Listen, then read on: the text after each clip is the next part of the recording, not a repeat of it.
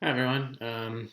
Finally getting back to the Q&A here after a little brief pause. A lot of teas to get through um, in the autumn, Maucha and some other autumn teas that we got. So took a lot of tea drinking, and now I'm back to answer some more questions. This question is from Ryan in Boulder. And he asks, if you have some really good leaf, well maintained and well processed from nice old arbor trees, what else should you do to get the best tasting cup of tea from those leaves? Well, that's a great question, and really that's a question that perhaps isn't easily answered, and not everybody would agree 100% on, you know, how how to do that. Um, but I think the most important thing is really just creating the space and creating the intention to drink tea.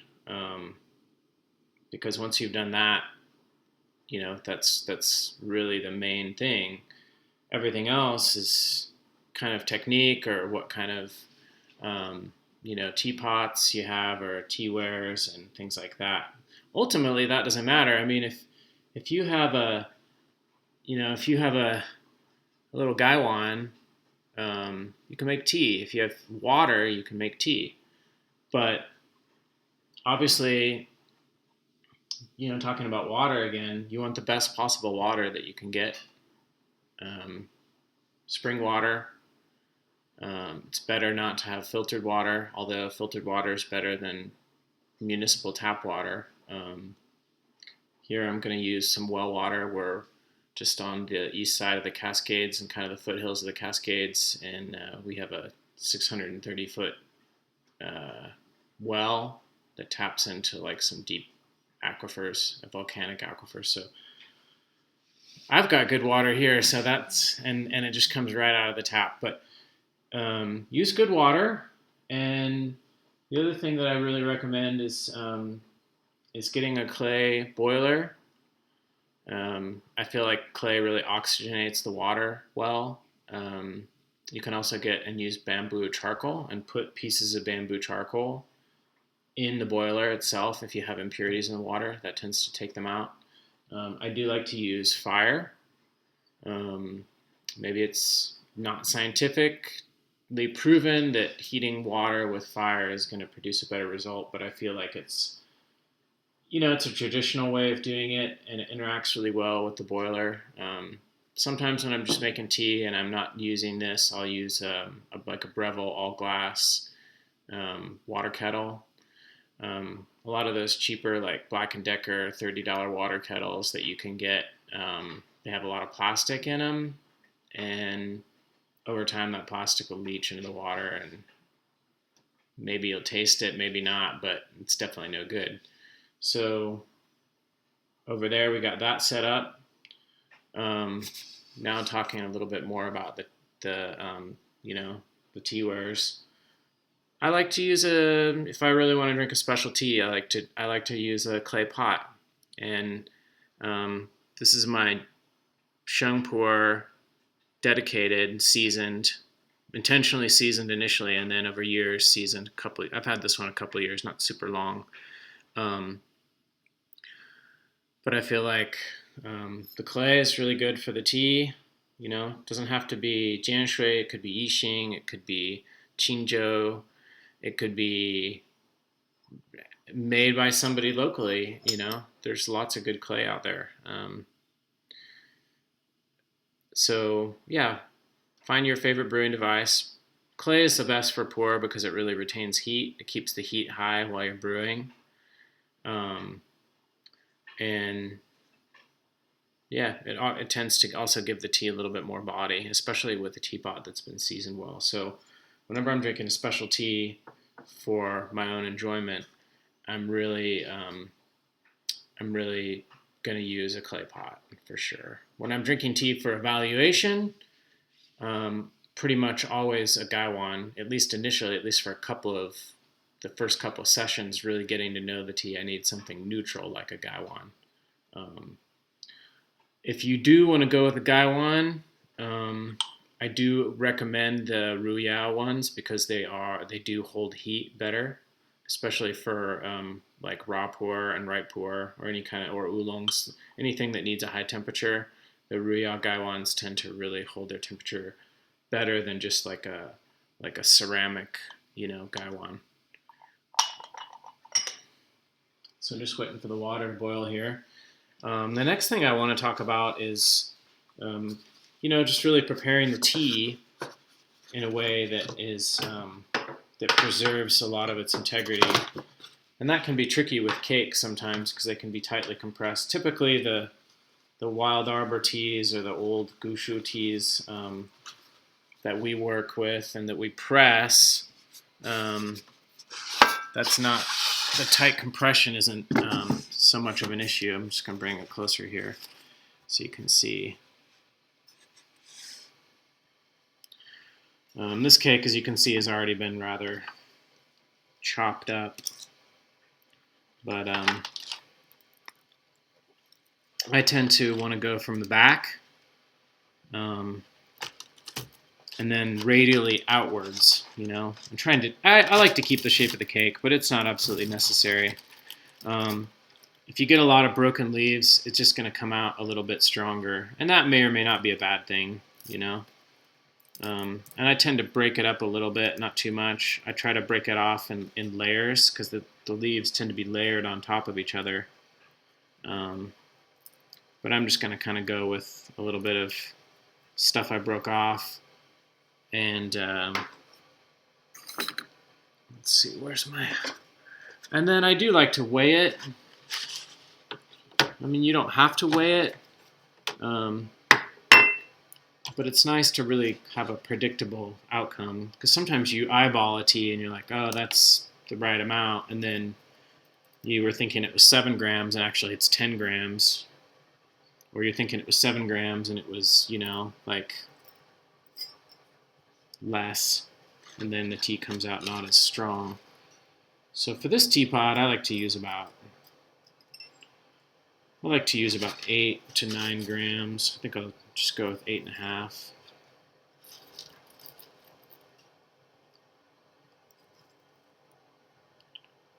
Got about, yeah.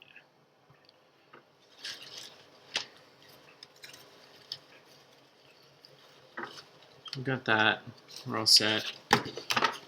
The other thing I really want to talk about too is creating, like I said, creating a space. And having, like a nice space set up, you feel good, you're comfortable. And I think it's also really important to keep, I think when you're drinking pu'er, and especially raw pu'er, if it's even, if it's a cold or wintry day or autumn or whatever, you really want to keep your space warm, and you don't want a lot of airflow, like fans blowing or things like that. I think that, that's much hotter than I thought it was going to be. Just got a new boiler here.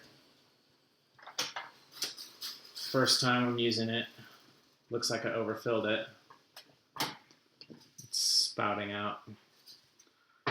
So now that the water's boiled, I do want to mention, and I think that this has been talked about by the ancients and by tea masters all, through time, which is you really don't want the water like in a full rolling boil when you pour it over the tea. I don't know that the reason for it specifically. It's just a traditional thing, but I do find, and I actually did an experiment once, and I did find that the tea came out a little bit more, just not as full-bodied and sweet, and it seemed to come across a little bit, just throwing away a little oversized leaf there.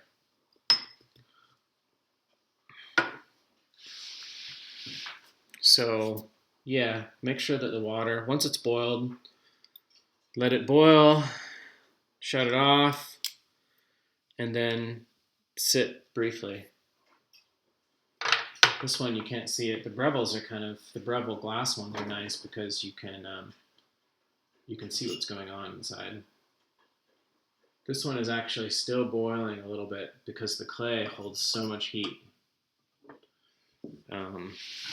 which is, again, one of the reasons why using clay for boiling water is great, and especially why using a teapot, a clay teapot, is great for teas that need high temperature, like Pu-erh.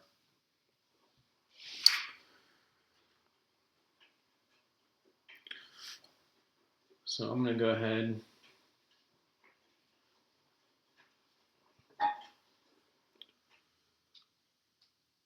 and I typically, when I'm trying to get the maximum amount of heat, when I'm pouring into the pot,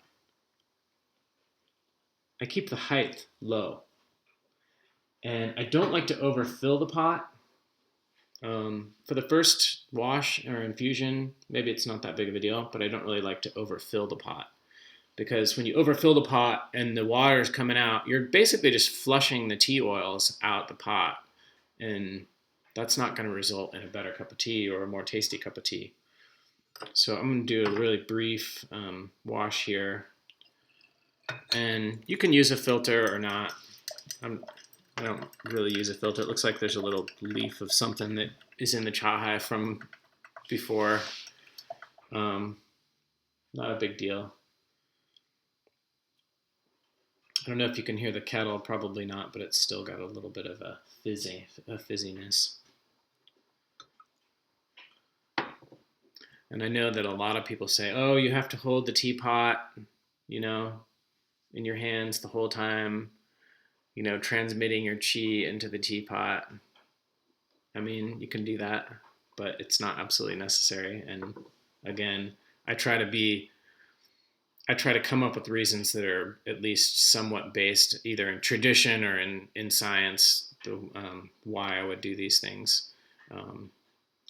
But I have been in a lot of tea shops where people say that for some reason I brew better tea than they do, or that people that are more calm, or people that are, physically, if you're healthy and you breathe and you have good chi, then you can transmit that into the tea. Maybe that's true, but I think, yeah, I'm not 100% sure about that. Wouldn't hurt. So I'm going to go ahead and drink this. Just a little taste. I'm actually going to rinse the cup out with some of it. This is usually what I do with the wash. I don't drink it all. I'll just drink like one little bit of it, and then I'll wash out and I like to do this. Not only does it wash it out, it gets the oils and the flavor of the particular tea in the chahai, and the smell. And a long chahai like this one with a narrow neck is kind of nice for smelling because it traps. It's got a lot of space in there, and it traps a lot more. There's a lot of surface area, and it tends to trap the aroma from the tea more.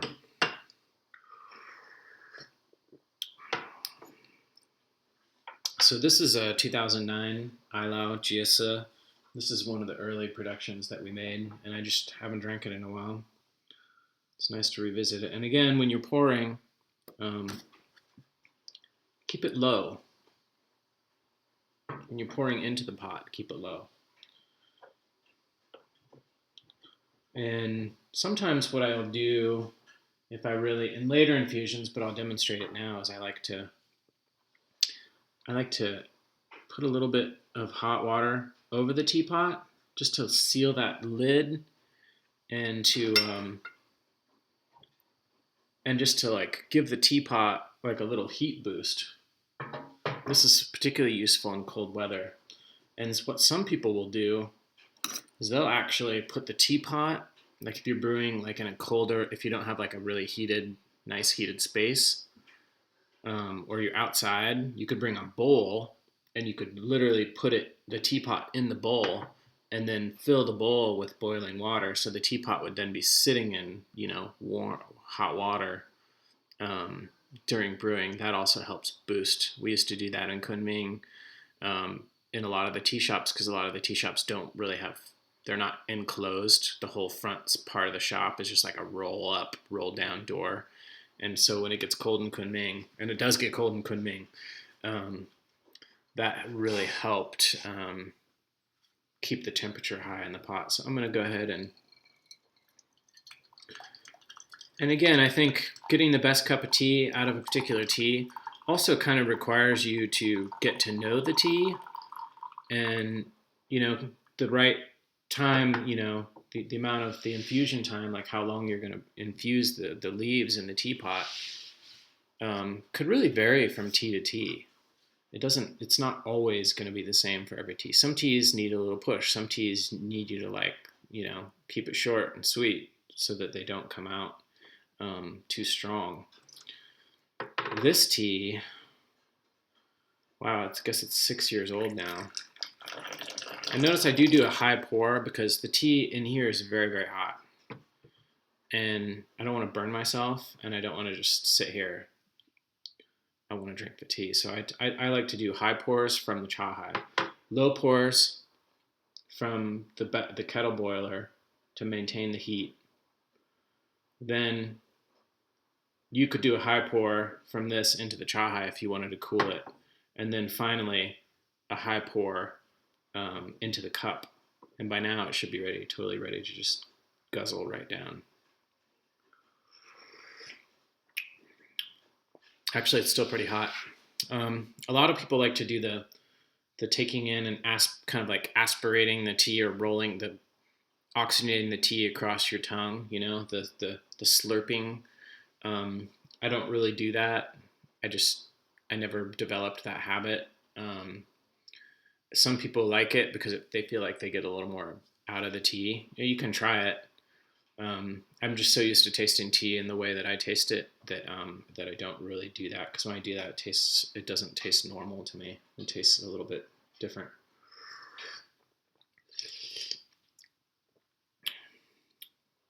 But yeah, you can experiment with that. Some people swear by that. A lot of people, I've gone to tea shops where everybody just does that, and that's kind of their, it's just a preference, really. This is good. So again, I like to do a high pour if it's an issue of cooling it down, and I really would recommend that you be aware of the temperature of the tea and not burning yourself and not burning your throat. I think there were some studies that had been done in the past about Indian tea and people drinking like hot tea in India, and that there being some connection between increased esophageal cancer and drinking like super hot liquids. So definitely take care with that. Teas should be 100% a healthy habit, healthy practice.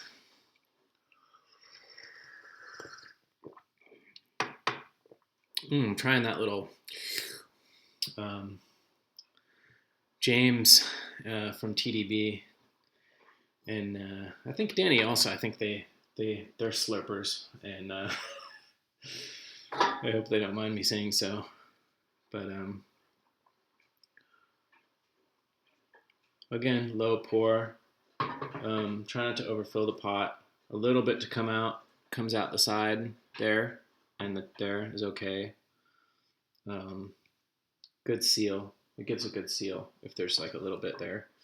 And then if you want to, you can just give it a little boost. Give the outer part of the teapot a little heat boost.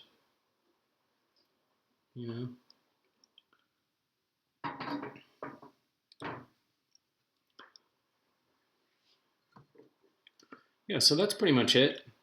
I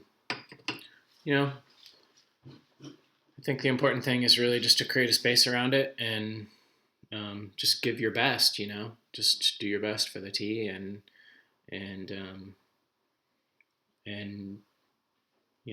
keep the distractions to a minimum so that you can really enjoy the tea, because, I see these new devices that people are developing to just brew a cup of tea for you, and you like have an app on your phone and it just does everything for you, and you put this thing in there that like a little cartridge thing, and yeah, I mean, maybe at some point a machine will be able to brew a tea as well as a human, maybe better. But I enjoy the ritual of brewing the tea and the experience so much.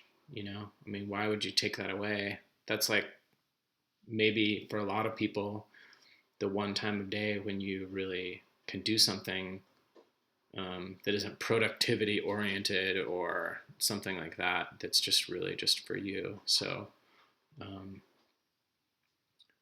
I hope that tea is a positive force in your life, and this video helped. Thanks.